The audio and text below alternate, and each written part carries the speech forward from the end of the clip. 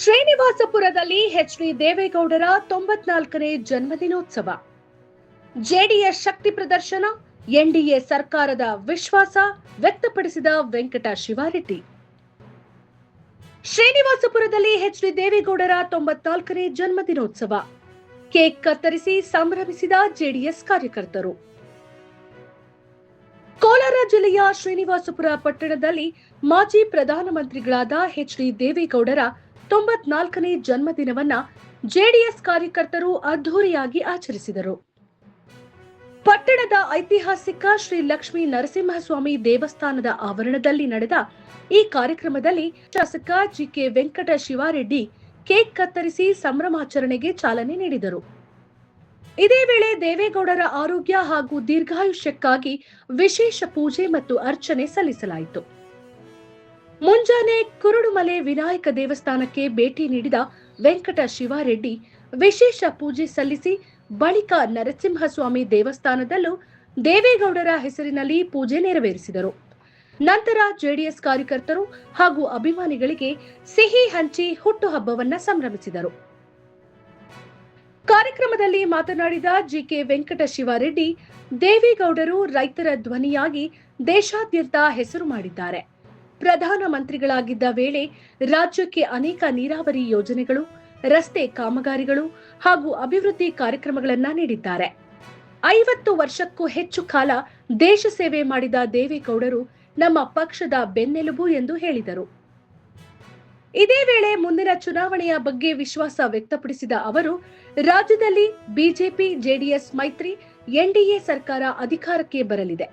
ಶ್ರೀನಿವಾಸಪುರ ಕ್ಷೇತ್ರದಲ್ಲೂ ನಾನು ಭರ್ಜರಿ ಗೆಲುವು ಸಾಧಿಸಲಿದ್ದು, ಮುಂದಿನ ಸರ್ಕಾರದಲ್ಲಿ ಮಂತ್ರಿಯಾಗಿಯೂ ಸೇವೆ ಮಾಡುವ ವಿಶ್ವಾಸ ಇದೆ ಎಂದು ತಿಳಿಸಿದರು. ಕಾರ್ಯಕ್ರಮದಲ್ಲಿ ಮತದಾರರ ಪಟ್ಟಿಯಲ್ಲಿನ ಹೆಸರು ಅಳಿಸುವ ವಿಚಾರಕ್ಕೂ ಸ್ಪಂದಿಸಿದ ವೆಂಕಟ ಶಿವಾರೆಡ್ಡಿ, ಕಾರ್ಯಕರ್ತರು ಎಚ್ಚರಿಕೆಯಿಂದ ಕೆಲಸ ಮಾಡಿ ಪಕ್ಷ ಸಂಘಟನೆಯನ್ನ ಮತ್ತಷ್ಟು ಬಲಪಡಿಸಬೇಕು ಎಂದು ಕರೆ ನೀಡಿದರು.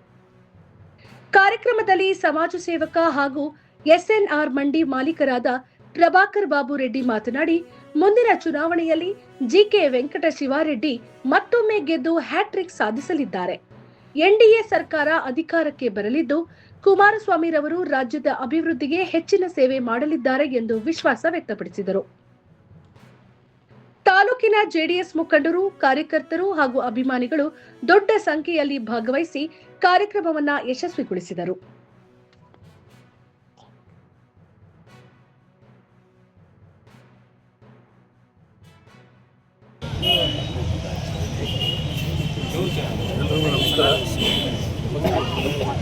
ವೇದಿಕೆ ಮೇಲೆ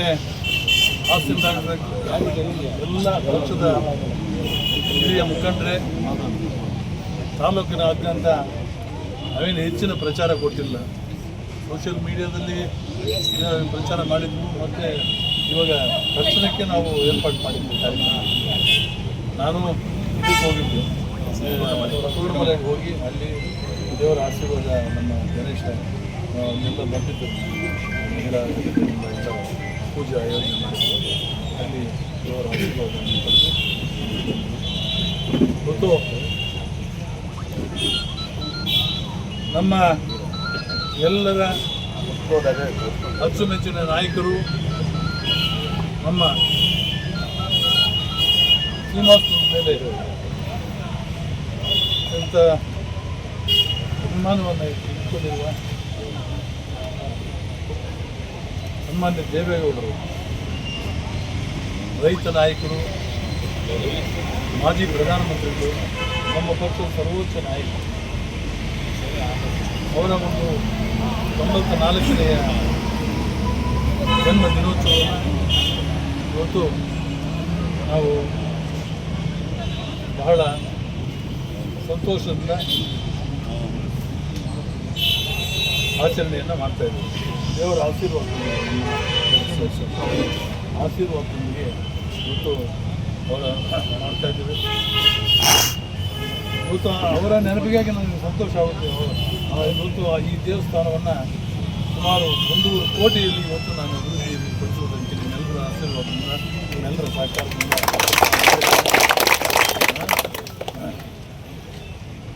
ಸಂತೋಷ. ದೇವಸ್ಥಾನದ ಪುಣ್ಯಸ್ಮರಣೆ ಇವತ್ತು ಅವರಿಗೆ ಜನ್ಮದಿನೋತ್ಸವವನ್ನು ನಾವು ಆಚರಣೆ ಮಾಡ್ತಾ ಇದ್ದೀವಿ. ಇವತ್ತು ಅವರ ಒಂದು ಸೇವೆ ಇವತ್ತು ನಿರಂತರವಾಗಿ 94 ವರ್ಷ ಸೇವೆ ಸಲ್ಲಿಸಿದ್ದಾರೆ. ಒಂದು 50-60 ವರ್ಷದಿಂದ ಅವರ ದೇಶ ಜನರ ಸೇವೆ ಮಾಡ್ತಾರೆ. ರೈತರ ಸೇವೆ ವಿಶೇಷವಾಗಿ ಈ ದೇಶದಲ್ಲಿ ಯಾವ ರೈತ ನಾಯಕನು ಆ ಒಂದು ಮಟ್ಟಕ್ಕೆ ಏರಿಲ್ಲ ಅಂತ ಒಂದು ರೈತರ ಬಗ್ಗೆ ಕಾಳಜಿ ಇರುವುದು. ಮತ್ತು ಪ್ರಧಾನಮಂತ್ರಿಯಾಗಿ ಈ ದೇಶದ ಅನೇಕ ಅಭಿವೃದ್ಧಿ ಕಾರ್ಯಕ್ರಮಗಳು ಪ್ರಧಾನಮಂತ್ರಿಯಾಗಿ ನಮ್ಮ ರಾಜ್ಯದಲ್ಲಿ ಅನೇಕ ಕೆಲಸಗಳು, ನೀರಾವರಿ ಮತ್ತು ರೋಡ್ ಕೆಲಸಗಳು, ಬೆಂಗಳೂರಿನಲ್ಲೇ ಮುಂದಕ್ಕೆ ಆಗದೇ ಇರುವಂತಹ ಒಂದು ಕೆಲಸಗಳನ್ನು ಮಾಡಿದ್ದಾರೆ. ಅವರು ಪ್ರಧಾನಮಂತ್ರಿಗಳಾಗಿದ್ದರೆ ಕೆಲಸಗಳು ಮಾಡ್ಬೋದು, ಅವ್ರಿಗೆ ಅಧಿಕಾರ ಇತ್ತು, ಆವಾಗ ಉಪಯೋಗಿಸ್ಕೊಂಡು ಒಳ್ಳೆಯ ಕೆಲಸಗಳನ್ನು ಮಾಡಿದ್ದಾರೆ. ಇವತ್ತು ನಮ್ಮ ಪಕ್ಷಕ್ಕೂ ಕೂಡ ಅವರು ಬೆನ್ನೆಲುಬು. ಪಕ್ಷವನ್ನು ಸುಮಾರು 25 ವರ್ಷದ ಸಂಘಟನೆಯನ್ನು ಮಾಡಿ ಈ ಪಕ್ಷವನ್ನು ನಿಲ್ಲಿಸಿದ್ದಾರೆ. ಅವರಿಗೆ ದೇವರು ಇನ್ನು ಆರೋಗ್ಯ ಕೊಟ್ಟು ಇನ್ನೂ ಅನೇಕ ವರ್ಷಗಳು ಅವರು ಜೀವಂತವಾಗಿರಲಿ, ಜನರ ಸೇವೆಯನ್ನು ಮಾಡಲಿ, ದೇಶದ ಸೇವೆಯನ್ನು ಮಾಡಲಿ, ರಾಜ್ಯದ ಸೇವೆಯನ್ನು ಮಾಡಲಿ, ನಮ್ಮ ಪಕ್ಷದ ಸೇವೆಯನ್ನು ಮಾಡಲಿ ಅಂತ ದೇವರನ್ನು ನರಸಿಂಹಸ್ವಾಮಿಯವರನ್ನು ಅವರಿಗೆ ಚೇತನ ಕೊಡಬೇಕು, ಅವರಿಗೆ ಒಂದು ಶಕ್ತಿ ಕೊಡಬೇಕು, ಅವರ ಆರೋಗ್ಯ ಚೆನ್ನಾಗಿರಬೇಕು ಅಂತ ನಾನು ದೇವರನ್ನು ಪ್ರಾರ್ಥನೆ ಮಾಡ್ತೀನಿ. ಸಂತೋಷ.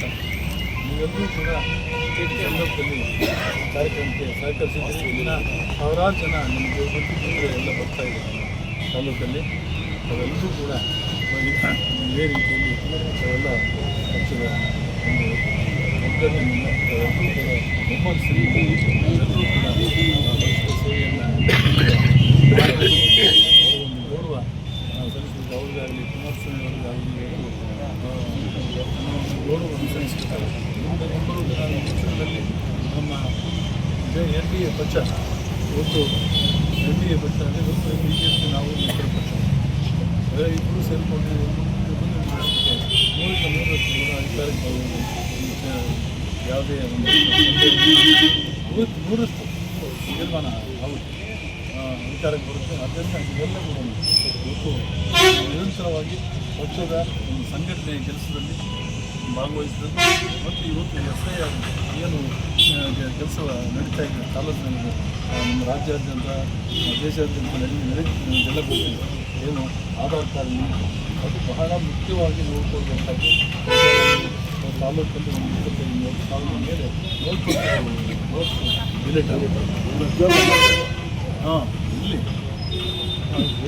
ಸುಮಾರು 25,000 ವೋಟ್ಸ್ ಡಿಲೀಟ್ ಆಗುತ್ತೆ. ಅದರ ಒಂದು ಜವಾಬ್ದಾರಿ ನೀವೆಲ್ಲ ಹೋಗಬೇಕು ಅಂತ ನಾನು ಸಂದರ್ಭದಲ್ಲಿ ಸೂಚನೆ ಕೊಡಬೇಕು. ಯಾಕಂದರೆ ಎಲ್ಲ ಸೇರಿ ಒಳ್ಳೆಯ ಸಂದರ್ಭ. ಪಕ್ಷದ ಸಂಘಟನೆ ವಿಷಯ ಇದು ಬಹಳ ಮುಖ್ಯವಾದ ಅಂಶ. ನಾವು ಬೇರೆ ವ್ಯವಸ್ಥೆಗಳು ಮಾಡ್ತೇವೆ, ಯಾರು BL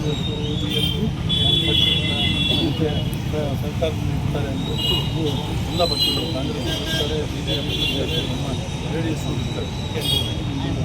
ನಿರಂತರವಾಗಿ ಈ ಒಂದು ಕಾರ್ಯಕ್ರಮದಲ್ಲಿ ಸರ್ಕಾರ ಮತ್ತೆ ಭಾಗವಹಿಸಬೇಕು ಅಂತ ಬರುತ್ತೆ. ಈ ತಾಲೂಕಿನ ಅಭಿವೃದ್ಧಿಗೆ ಇನ್ನೂ ಒಂದು ಹೆಚ್ಚಿನ ಪಾತ್ರವನ್ನು ನಾವೆಲ್ಲ ಸೇರಿಕೊಂಡು ವಹಿಸೋಣ. ಅನೇಕ ಸಂದರ್ಭಗಳಲ್ಲಿ ತೊಂದರೆ ಆಗಿದೆ. ನಾವು 3 ವರ್ಷ ಎಷ್ಟು ನೋವಿನಿಂದ ಕೆಲಸ ಮಾಡ್ತಿದ್ದೀವಿ. ಎಷ್ಟು ತೊಂದರೆಗಳನ್ನು ಕೊಟ್ಟಿದ್ದಾರೆ ಅಂತಂದರೆ ನಾವು ಯಾವ ಇನ್ನೆಂದಿಗೂ ಹೇಳೋದಕ್ಕೆ ಸಾಧ್ಯ ಇಲ್ಲ. ಅಷ್ಟು ಒಂದು ಅಧಿಕಾರ ಇದೆ ಅಂತ ಅಧಿಕಾರ ಇದೆ ಅಂತ ಹೇಳಿಬಿಟ್ಟು ಅಷ್ಟೊಂದು ತೊಂದರೆಗಳನ್ನ ಕೊಟ್ಟಿದ್ದಾರೆ. ಪ್ರತಿಯೊಂದು ವಿಷಯದಲ್ಲಿ ಕೂಡ ರೋಡು ಮಾಡೋದು, ಇಂಡಸ್ಟ್ರೀಸ್ ಮಾಡೋದು, ಮತ್ತು ಪ್ರತಿಯೊಂದು ಅಭಿವೃದ್ಧಿ ಕಾರ್ಯಕ್ರಮಗಳಲ್ಲಿ ಕೂಡ ನನ್ನ ಮನಸ್ಸು ಎಂಥದ್ದಂದರೆ ನಿಮಗೆಲ್ಲ ಗೊತ್ತಿದೆ. ಯಾವತ್ತೂ ಕೂಡ ಬಡವರ ಬಗ್ಗೆ ಚಿಂತನೆ, ಎಲ್ಲ ವರ್ಗದ ಜನತೆಯ ಬಗ್ಗೆ ನನ್ನ ಕಾಳಜಿ. ನಾನು ಕೇವಲ ಒಕ್ಕಲಿಗನಾಗಿ ಸಮಾಜದಲ್ಲಿ ಹುಟ್ಟಿರ್ಬೋದು, ಆದರೆ ನನಗೆ ಎಲ್ಲ ಸಮಾಜಗಳ ಬಗ್ಗೆ ಅಭಿಮಾನ ಇದೆ. ನನಗೆ ಚಿಂತನೆ ಇದೆ, ಕಾಳಜಿ ಇದೆ. ನಾನು ಯಾವತ್ತೂ ಕೂಡ ಅವರ ಸೇವೆ ಮಾಡೋ ಮನುಷ್ಯ. ಅಷ್ಟು ನಾನು ಯಾರಾದರೂ 5 ಜನ ಬಂದು 3 ಜನಕ್ಕೆ ಕೊಟ್ಟು ಬೋರ್ವೆಲ್ ಕೊಟ್ಟು ಅಥವಾ ಏನಾದರೂ ಸರ್ಕಾರದಿಂದ ಬಂದ ಸಲಹೆಗಳಿಂದ ಕೊಟ್ಟು ಕೆಲವರು ಕೊಡದಿದ್ದರೆ ನೋವಾಗುತ್ತೆ. ಅವ್ರು ಕೊಡುವವರೆಗೂ ನಾನು ಕಂಪ್ನಿ ಆ ಟೈಪು ನಾನು ಬದುಕ್ತಾ ಇರೋ ಮನುಷ್ಯ. ನನಗೆಲ್ಲ ಗೊತ್ತಿದೆ. ಕೆಲವು ತೊಂದರೆಗಳಾಗಿರ್ಬೋದು ವರ್ಷದಲ್ಲಿ. ಕೆಲವು ಜನ ತೊಂದರೆ ಬೇಜಾರು ಪಟ್ಟಿರ್ಬೋದು.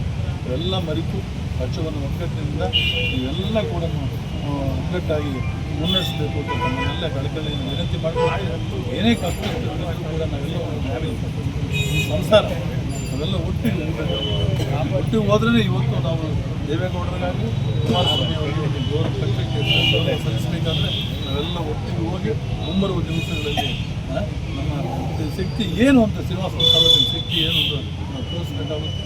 ಆದ್ದರಿಂದ ನಮ್ಮನ್ನೆಲ್ಲ ಕಳಕಳಿಯಿಂದ ವಿನಂತಿ ಮಾಡ್ಕೊಳ್ತೇವೆ.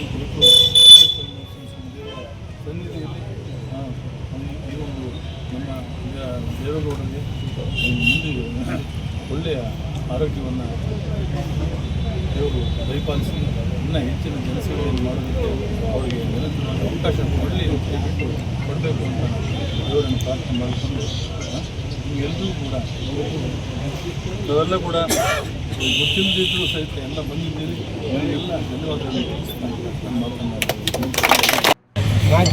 ನಾವು ಯಾವತ್ತೂ ಕೆಟ್ಟ ಕೆಲಸ ಮಾಡೋರೆಲ್ಲ ನಮ್ಮ ಪಕ್ಷದ ಮುಖಂಡರಾಗಲಿ ನಾನಾಗಲಿ ಯಾವತ್ತೂ ಬಡಜನತೆಯ ಹಿತೈಷಿ ಈ ಬಚ್ಚಾನೆ ಸರ್ಕಾರದ ನಡೆ ತಾವೆಲ್ಲ ಕೂಡ 3 ವರ್ಷದಿಂದ ನೋಡಿದ್ದೀವಿ. ಬಡಜನತೆಗೆ ಏನು ಸೇವೆ ಮಾಡಿದ್ದಾರೆ ಅಂತ ಒಂದು ಮನೆ ಕೊಡುವುದಕ್ಕಾಗಲಿಲ್ಲ ಅವ್ರ ಯೋಗ್ಯತೆಗೆ. ನೋವಾಗುತ್ತೆ, ಚಿಂತನೆ ಅಷ್ಟು ಇಷ್ಟು ನೋವಾಗುವುದಿಲ್ಲ. ಏನು ಅಭಿವೃದ್ಧಿ ಕಾರ್ಯಕ್ರಮಗಳು ಶೂನ್ಯ ಈ ರಾಜ್ಯದಲ್ಲಿ ನೋವಾಗುತ್ತೆ. ನಾವೆಲ್ಲ MLA ಕೋರ್ಟ್ ಹೋಗಿದ್ದೇವೆ ಅಂತಂದರೆ ನೋಡಿ ಒಳ್ಳೆ ದಿವಸಗಳು ಬರುತ್ತೆ. ಅದೇ ನೋಡೋಣ. ಅಭಿವೃದ್ಧಿ ಆಗೋದಕ್ಕೆ ಹಣ ಕೊಡ್ತೇವೆ. ಏನು ಬೇಕೋ ಸರ್ವೋತ್ತಮಕ್ಕೆ ಅಭಿವೃದ್ಧಿ ಆಗೋದಕ್ಕೆ ಎಲ್ಲ ಕೂಡ 100ಕ್ಕೆ 100ರಷ್ಟು ಮಾಡೋದಕ್ಕೆ ನಾವು ಪ್ರಯತ್ನ ಮಾಡ್ತೀವಿ. ಬಿಡುವ ಪ್ರಶ್ನೆನೇ ಇಲ್ಲ. ದೇವರ ಆರೋಗ್ಯವನ್ನು ಕೊಡಬೇಕು ಅಷ್ಟೇ. ಏನು ಭಾಗ್ಯ ಬೇಡ. ಮೊದಲಿಗೆ ಪತ್ರಕರ್ತರ ಸ್ನೇಹಿತರಿಗೆ ಎಲ್ಲರಿಗೂ ನಮಸ್ಕಾರಗಳು. ನನ್ನ ಹೆಸರು ಪ್ರಭಾಕರ್ ಬಾಬು ರೆಡ್ಡಿ. ನಾನು ಶ್ರೀನಿವಾಸಪುರ ಇದೇ ತಾಲೂಕಿನ ಸೀಗಳ್ಳಿ ಗ್ರಾಮದಲ್ಲಿ ಹುಟ್ಟಿರುವಂಥವನು. ನಾವೊಬ್ಬ ರೈತವಾರಿ ಕುಟುಂಬದಿಂದ ಬೆಳೆದು ನಾವು ಉದ್ಯಮಿಯಾಗಿ ಮೊದಲು ರೈತನಾಗಿ ಉದ್ಯಮಿಯಾಗಿ ನಾನು ಈ ತಾಲೂಕಿನಲ್ಲಿ ಒಂದು ರೈತರಿಗೋಸ್ಕರ ಒಂದು ಇಂಡಸ್ಟ್ರಿನೂ ಮಾವಿನಕಾಯಿ ಇಂಡಸ್ಟ್ರಿನೂ ಮಾಡಿದ್ದೀನಿ. ಮತ್ತು ನನ್ನ ಮೊದಲು ಇಂಟ್ರೊಡಕ್ಷನ್ನು. ಮತ್ತು ಇವತ್ತಿನ ದಿನ ಏನು ವಿಶೇಷವಾಗಿ ನಮ್ಮ ದೇವೇಗೌಡರ ಅಪ್ಪಾಜಿಯವರ ಹುಟ್ಟುಹಬ್ಬದ ಪ್ರಯುಕ್ತ ಇಲ್ಲಿ ಲಕ್ಷ್ಮೀ ನರಸಿಂಹಸ್ವಾಮಿ ದೇವಸ್ಥಾನದ ಇಲ್ಲಿ ಸ್ಥಳದಲ್ಲಿ ಕಾರ್ಯಕ್ರಮವನ್ನು ಆಯೋಜಿಸಿಕೊಂಡಿದ್ವು. ಅದಕ್ಕೆ ಎಲ್ಲ JDS ಕಾರ್ಯಕರ್ತರು, ತಾಲೂಕಿನ ಎಲ್ಲ JDS ಕಾರ್ಯಕರ್ತರು, ನಾಯಕರು ಹಾಗೂ ನಮ್ಮ ಜನಪ್ರಿಯ ಶಾಸಕರಾದಂಥ ವೆಂಕಟೇಶ್ವರರೆಡ್ಡಿ ಅಣ್ಣ ಅವರು ಮತ್ತು ನಮ್ಮ ತೂಪಲ್ಲಿ ನಾರಾಯಣಸ್ವಾಮಿ ಅಣ್ಣವರು ಎಲ್ಲರೂ ಉಪಸ್ಥಿತರಿದ್ದರು.